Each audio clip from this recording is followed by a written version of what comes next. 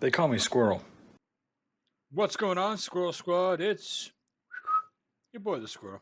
And today, I want to do something I haven't done yet, I don't think. A little Victoria Wood. I know people have asked me for Victoria Wood in the past. I think I tried one piece before. I don't know what happened. I don't know if it got blocked or if I screwed up the record. I don't remember. But let's give it a whirl, right? This is Menopause and Health Food Shops. Live at the Albert, 2001. I thought Victoria Wood. When I was looking through, and this piece came up, and then I was looking through some other stuff of hers, and I didn't realize she passed away. I didn't know that. I didn't. I don't know. I guess she's older than I expected. I don't know what. I don't no idea how she passed, anyways. But I thought she was still with us, so that was sad to see as I was looking through videos. But let's enjoy some Victoria Wood together, shall we? This is Menopause and Health Food Shops. Let's give it a whirl. Let's see how funny this lady is. I trust all you guys. You guys never leave me wrong, so I'm expecting this would be very funny. Here we go. But the reason I had to cancel all my shows in the first place was I had this lump. Well, I didn't know I had a lump, but in the end, that's what it turned out to be. I had this lump. And the Daily Mirror got hold of it. That was painful in itself. I did. They got hold of my lump and they put it all over the front page of the Daily Mirror, and I was so embarrassed. And they were desperate to get a story on me when I went into the hospital, and I wouldn't let them have one. So they sent 2 men into the hospital dressed as oil sheiks to try and get a story on me, which is stupid. They stood out a mile. This was a gynecology ward. But when I first got something wrong with me, I didn't know I had anything wrong with me, because the first thing I noticed was I just got a bit bigger, and I thought, well, there you are, I've just got a bit bigger.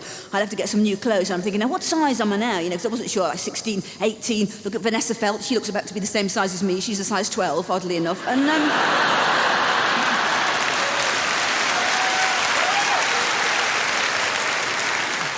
Anyway, I know I'm different sizes in different shops. 16 in some shops, 18 in some shops. In Gap, I'm only a size 12 because they're American. In Marks & Spencer's, I'm only a size 3 because they don't want to upset anybody. And in Topshop, my hip set off an alarm as I go through. There's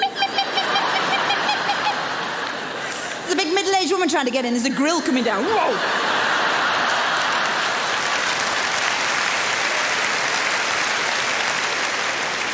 I go, please, it's not for me, it's my daughter. No, we can't help you. Go, go, go. Evans is round the corner. Please, go there. But I didn't realise at first there was anything wrong with me. I just felt a bit strange. And I remember saying to my friend, I don't feel good. And she said, have you ever thought it might be fibroids? I said, fibroids? That's a breakfast cereal, isn't it?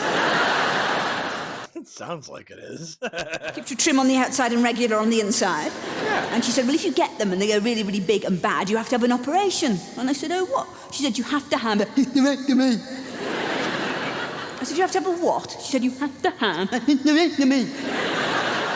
I said, well, I'm not having one of those. I said, it's not even a proper word. So it's got half its letters missing. It's got a big hole in the middle, appropriately enough. Come on, keep up. And, No, but I remembered what she said like months later, when I was in casualty and I was lying in this cubicle, and this consultant came and he said, I've looked at your scans, it doesn't look good, you're going to have an operation. And I said, oh, what? He said, you've got to have a hysterectomy. But at the time, I just put it down to the menopause, because I was that age, and I put everything down to the menopause now. Tiredness, irritability, global warming. Well, it could be, couldn't it? 200 lady Eskimos all having a hot flush at the same time. Whoa! And I was used to going a bit mad, once a month. I was used to all that. I was used to that cycle, you're all right, you get your period, you've got your period. I love you, I hate you, I'm really sorry, I'm really... And I'd identified a little mini cycle within that when you go like this because you're ovulating. I'm all right, I get my period, I've had my period, I'm ovulating. I love you, I'm really sorry, I get out of it. And I thought, well, that's all right, I'll have all that. And then that'll stop, and then I'll get my menopause. But what I didn't realise was, you get all this, I'm having my period, I'm really... And at the same time, you get your menopause come in the other way. So you're going, all right, I get my period, I've had my period, I'm ovulating. Is it hot or is it me? What have I come in here for?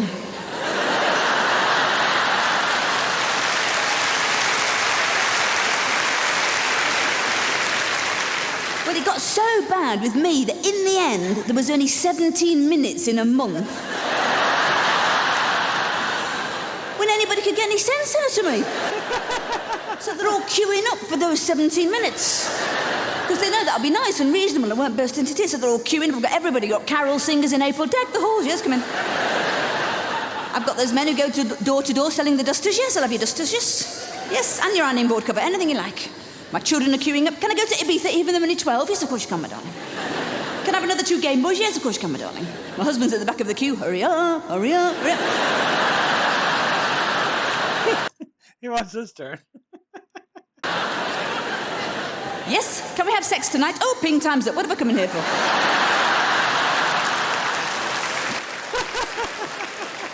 And I thought, I can't go on like this, driving everybody mad. And I had this self-help book, Women Who Go Bonkers and the Men Who Can't Stand Them.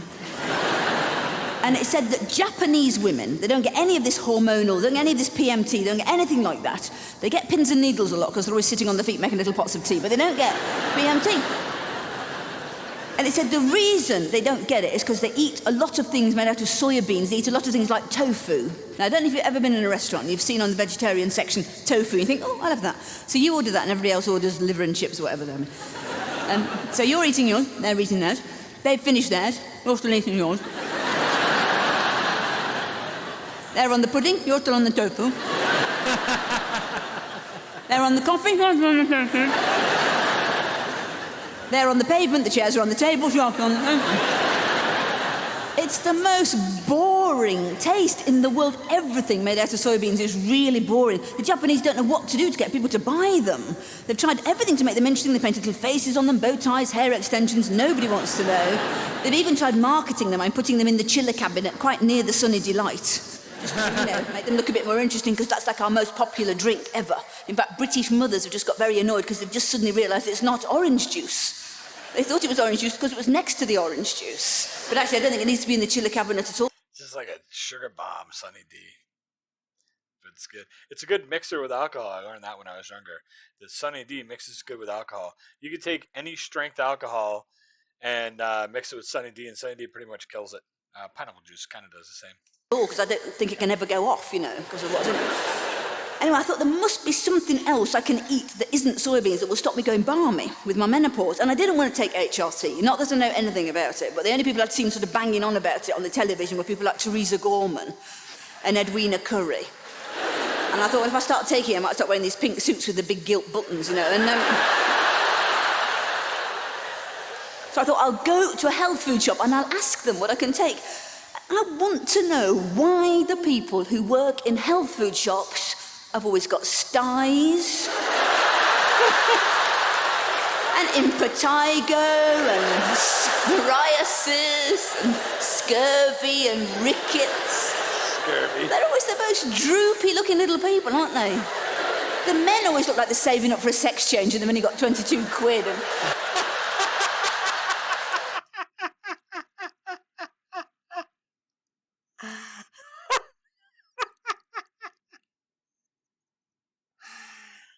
It was a funny line, but it was even funnier the way she just casually rolls it off the tongue. And the men, it's like they're saving up for a sex change, but they've only got 22 quid. It's just so easy and lackluster. And the girls have got really teeny weeny little wrists. If they've got to ring up a big price, they have to call somebody in from the back. It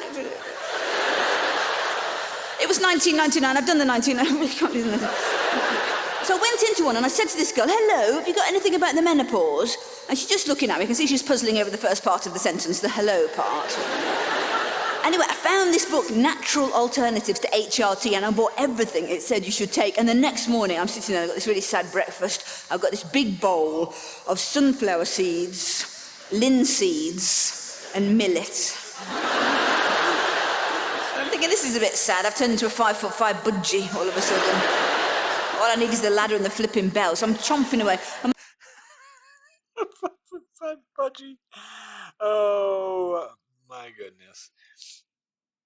Is there a difference between a parakeet and a budgie? They're the same thing, right? My husband says, what are you eating? I said, I'm eating linseeds. I said, you can't eat linseeds. I said, you can. Linseed oil is very good for you. He said, well, that's what you put on cricket bats, isn't it? I said, oh, well, at least you won't crack in the cold weather.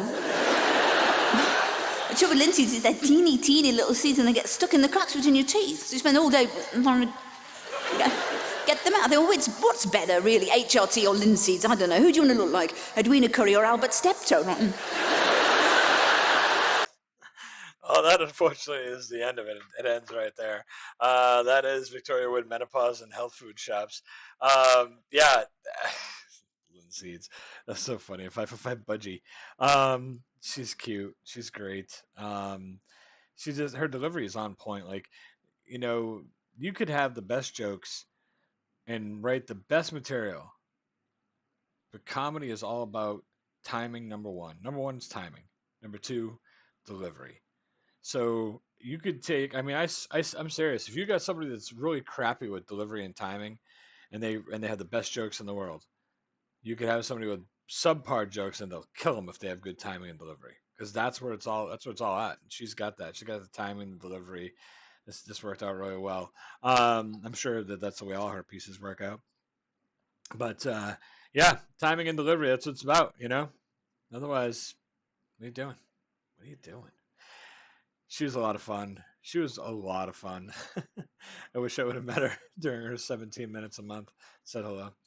I'm sad to hear that she is no longer with us. Maybe I'll dig into some more of her stuff going on down the road. For now, though, we're just going to talk menopause and health food shops and linseed oil and shit stuck in your teeth. There we go. I gotta get out of here. I got some editing to do and some people to see, and there's nobody to see. Everybody's in bed. There's nobody to see. Just me. Scroll out.